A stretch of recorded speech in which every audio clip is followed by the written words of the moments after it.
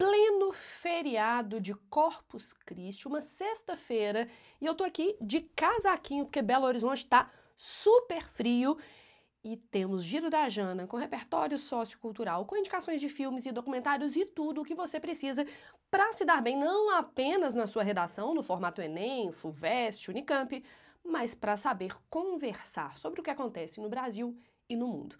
Vem comigo!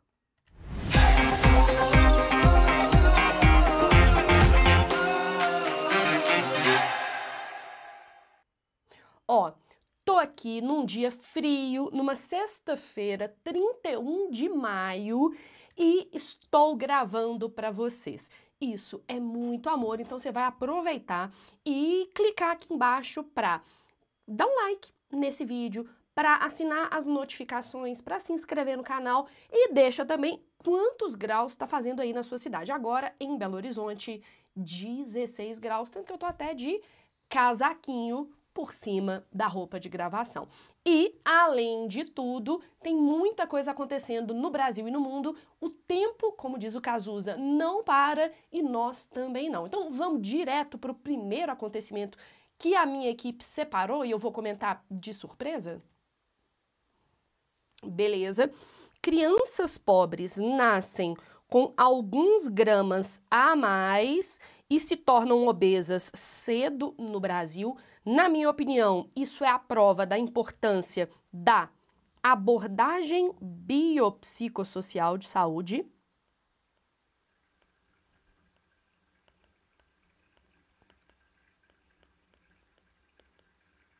Por quê? As condições sociais em que essas mães vivem faz com que elas tenham, em geral, as mães mais pobres, menos acesso a alimentos saudáveis, alimentos frescos, aumenta a ingestão de ultraprocessados. Tem um conceito muito bom depois de você dar uma olhada, né? É mais comum que as mulheres pobres vivam no que a gente chama de desertos alimentares. São regiões que são afastadas do acesso a alimentos frescos. Então, desertificação alimentar é o nome do processo. E os desertos alimentares são essas regiões.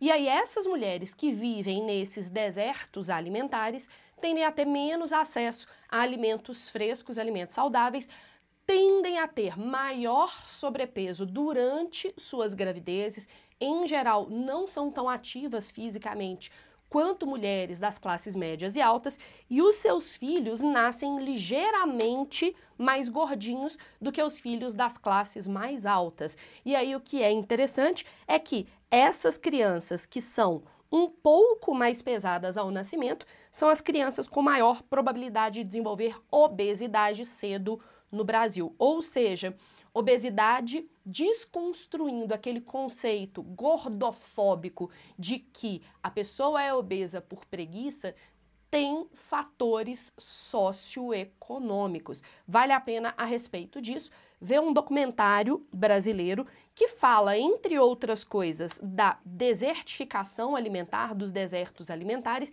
Eu indicaria o documentário Muito Além do Peso, que fala sobre a dificuldade dos indivíduos das regiões mais pobres e mais remotas de terem acesso a alimentos frescos. Então, Muito Além do Peso está disponível no YouTube. Que é isso, a gente já começou cumprindo a nossa meta de repertório sociocultural e indicação de filme.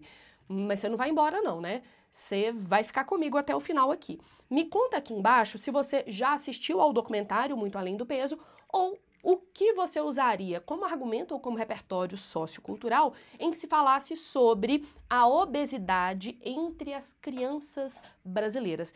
Esse dado aqui, ele é bem interessante, né? Bora pro próximo acontecimento. Ai, meu Deus. Proposta de emenda à Constituição de Flávio Bolsonaro para privatizar praias pode beneficiar empreendimento de Neymar no Nordeste. Eu vou ler ali, óbvio, o subtítulo da chamada, mas eu já tenho um comentário que é: da onde menos se espera, daí é que não sai nada mesmo, né? Continuando. Empreendimento abrange a construção de 28 imóveis de alto padrão entre os litorais sul, de Pernambuco e norte de Alagoas. Eu viajei por esse litoral no último verão, lindíssimo, e vai ser destruído se for possibilitada a privatização das praias. E tem um faturamento estimado em 7,5 bilhões. É óbvio que pode cair um tema sobre a questão do meio ambiente, a degradação ambiental, a flexibilização das leis ambientais, mas eu acho interessante eu falar de uma coisa que acontece tanto na natureza, mas que acontece nas cidades também. Lendo isso aqui, lendo as notícias sobre isso, né, eu penso no conceito de condominização da vida, né? A lógica do condomínio, essa privatização do espaço, a criação desses enclaves fortificados, sendo um processo que atinge áreas ambientais, mas também áreas urbanas. A gente tem até um neologismo para isso, que é a condominização do país, que seria o equivalente a uma privatização do país, tá? Uma pessoa que fala muito sobre isso é o psicanalista Christian Dunker, de que eu gosto muitíssimo.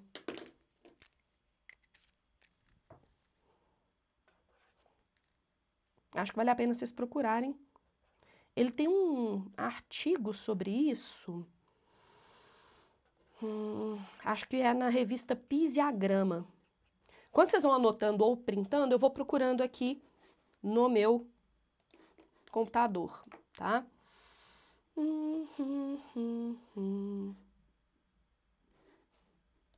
Eu acho que é na Pisiagrama. Olha, eu pausei esse vídeo, mas eu não sei em qual ponto que eu pausei esse vídeo. Então eu vou voltar e falar aqui.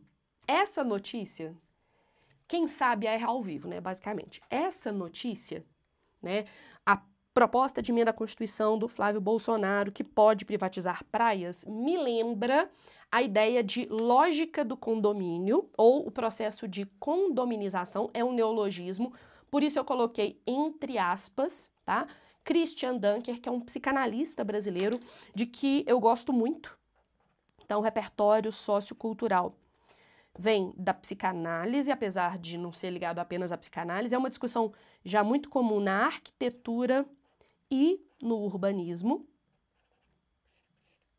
tá? Aqui, muito além do peso, é um repertório cinematográfico, e eu acho que eu fiz a besteira, para não usar uma palavra mais grosseira, de pausar a gravação enquanto eu estava aqui procurando, né, onde eu tinha visto esse artigo do Christian Dunker sobre a condominização da vida. E eu vou mostrar para vocês, eu procurei aqui, Lógica do Condomínio,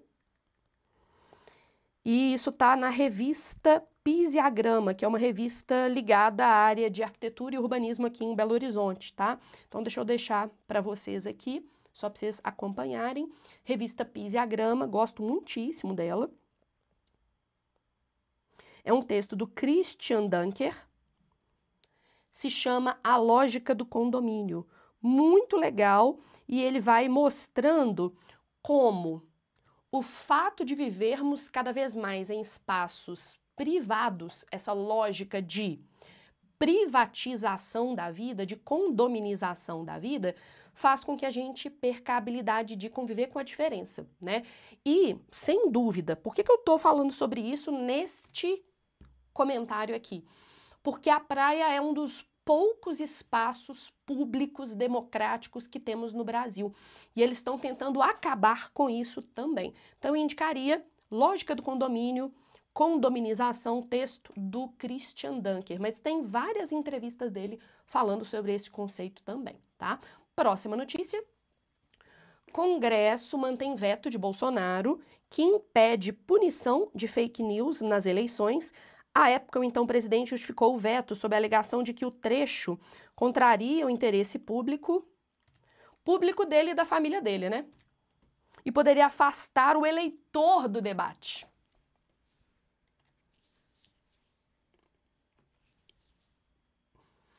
Deixa aqui embaixo o seu comentário, por favor, porque eu não consigo.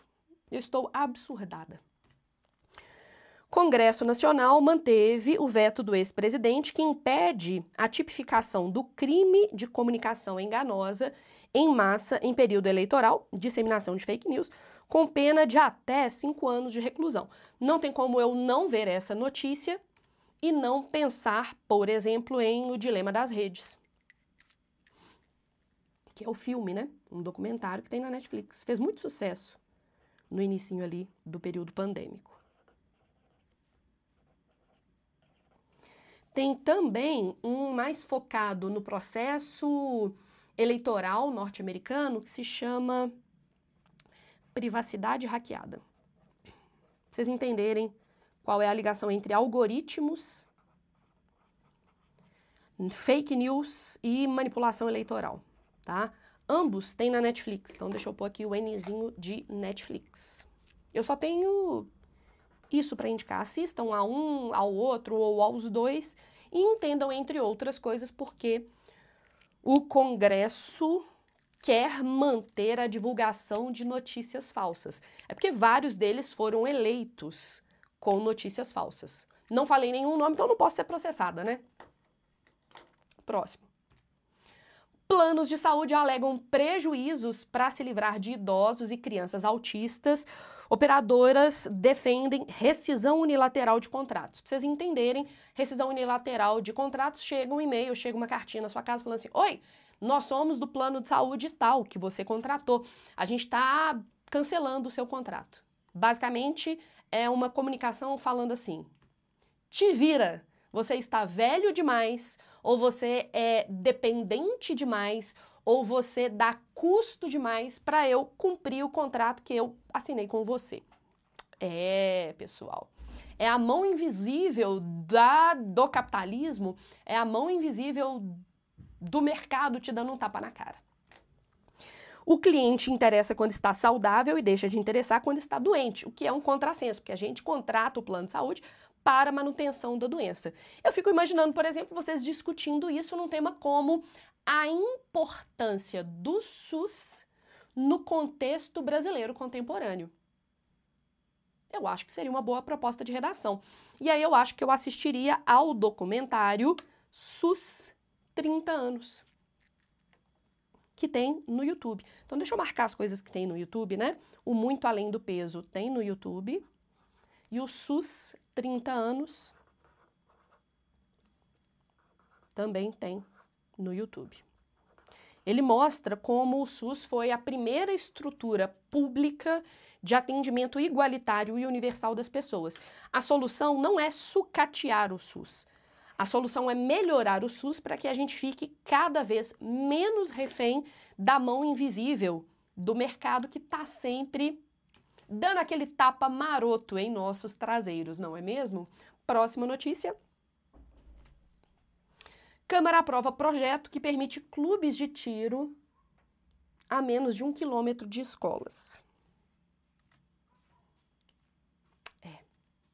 Comenta aí pra mim, por favor. Proposta suspende trechos de decreto editado pelo presidente Lula. Eu acho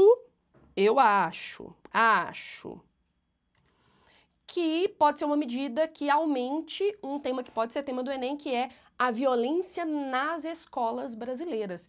Por quê? O fácil acesso às armas, né? Porque esses clubes de tiro podem ser assaltados, eles podem ser até eventualmente frequentados por esses jovens porque estão derrubando também o veto de menores de 14 anos a, né, frequentarem esses espaços. Isso pode promover um maior acesso às armas ou uma glamorização do uso das armas, como, por exemplo, repertório sociocultural, apresentado no filme, no documentário Tiros em Columbine, que eu não sei onde tem, que é um documentário norte-americano, feito pelo Michael Moore, que fala do massacre de Columbine, um massacre feito numa escola por 2 jovens. E uma das discussões, um dos fatores discutidos como facilitador da realização, né, do cometimento de massacres escolares nos Estados Unidos, além do fácil acesso às armas, é a cultura armamentista norte-americana. O que é isso? Hoje eu tava uma máquina, né? Temos repertório sociocultural, tanto em termos cinematográficos, quanto conceitos. Ou seja, hoje eu não prometi nada e entreguei tudo. Gostou das minhas indicações? Você tem uma indicação a fazer? Você tem um pedido a fazer? Você concorda com as minhas opiniões? Você discorda das minhas opiniões? Deixe seu comentário aqui embaixo. Este é um dos nossos canais de comunicação. E se você quiser ter aulas como essa semanalmente comigo, se aprofundando nos temas, você pode ser meu aluno. É só apontar a câmera para esse QR Code que está aí na sua tela ou clicar no link que está na legenda. Um beijo, a gente se vê.